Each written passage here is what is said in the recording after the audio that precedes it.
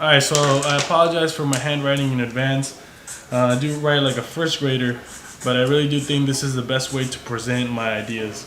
If you ever played FIFA, right now I'm copying the attributes that each player has. So they range from three main ones, being the mental, the physical, and also the technical. Um, and then there's sub attributes, I guess, that each individual player has. And these attributes, the higher the number, the better your player is. So some of them, just gonna copy right down into the paper. Acceleration, speed, strength. There's a lot here, but I'm just gonna copy some so that we have as reference. These attributes are things that you can work on to make yourself a better player. And if you've played FIFA, you know that the player with the faster sprint speed, you can run down the line.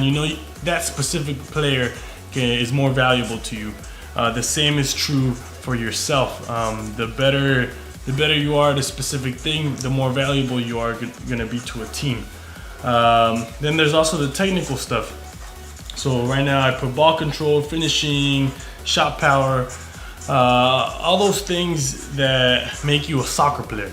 Because the physical stuff, that just makes you a good athlete. The technical is what really makes you a good soccer player. So now I'm gonna write things that you can do to get better at these things. And what most people do, is actually play soccer, which is kind of the best way to train for soccer. To actually play soccer, to play with people that challenge you, to play with people that are at your level. This is always gonna be the best training method. No matter what, no matter who tells you otherwise, soccer is a team sport, and the best way to practice is to practice with your team. So I'm gonna show this by putting M&Ms in all three categories, because it does challenge you in the mental, in the physical, and also the technical. Soccer is, again, always gonna be the best way to train. It pretty much covers everything.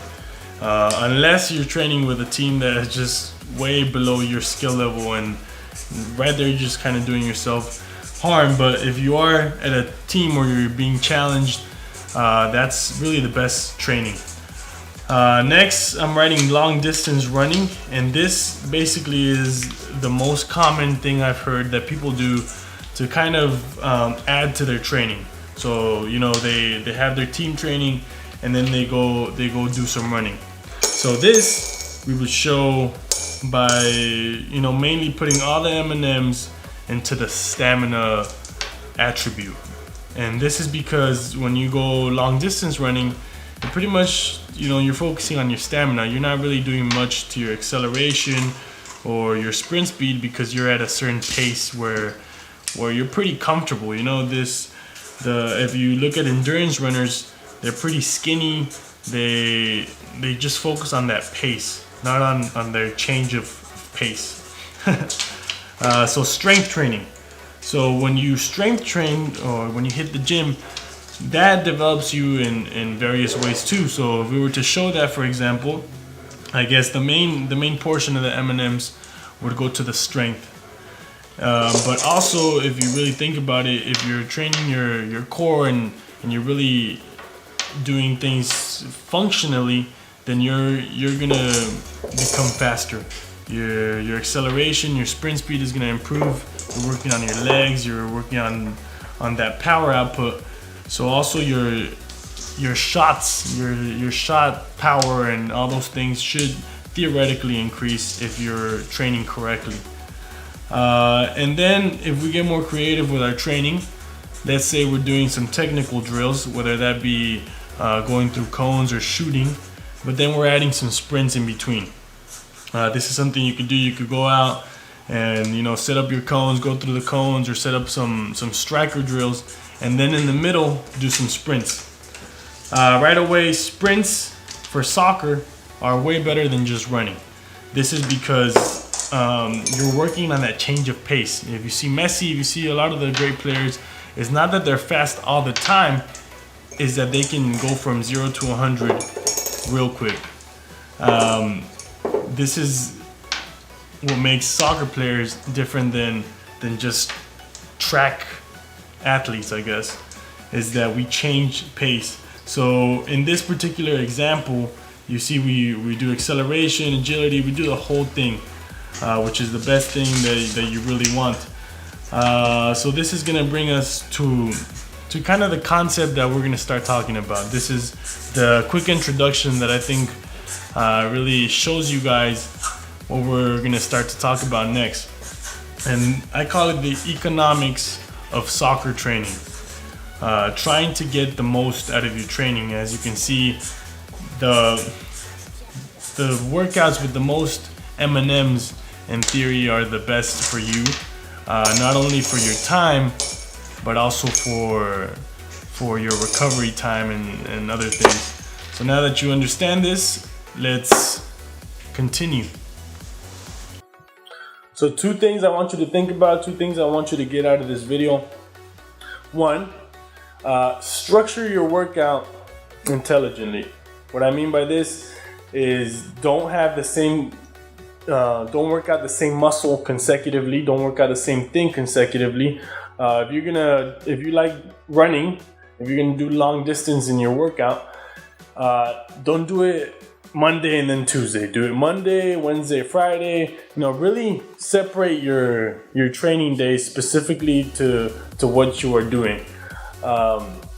This is going to ensure that you stay away from injury and that you really grow the way you want. And the second thing is learn how to recover. Learn the things you can do to increase the amount of work your body can take. And this not only means, stretching and foam rolling, but also your nutrition. Your nutrition is part of your recovery. The more you do, the more you should be eating. The more good food you should be eating, because it's not just whatever goes into your body. So with the questions that you guys ask about nutrition and, where I should put what, your nutrition depends on how much work you're putting in. Your workout plan depends on what you're doing with your coach, what you're doing, in your training. If your coach likes to do a lot of sprints, he likes to add a lot of sprints in your workouts, but he never does any strength, then you're gonna want to incorporate some strength outside of your practices. On the other hand, if your coach likes to lift a lot of weights, but he never touches a ball, obviously you're gonna have to do that on your own. But you guys need to start to see the things that are lacking in your training and adding them intelligently. Later, I'm gonna give you guys like a workout plan if you weren't playing soccer at all, maybe like a summer workout plan, so you guys can try it out and show me the results. But right now we're gonna continue with this series, and I just want you guys to know that this series a lot of the times is not gonna be about exactly how you should be working out at the top level. It's just getting back to it. Fortunately for you guys, next week I'm already going to be doing soccer stuff. I'm already going to be incorporating smarter training into my workouts, and you should enjoy next week a lot better. So that's it for today's video. I know it was a long one. Hopefully you got to the end. I'll see you guys this week.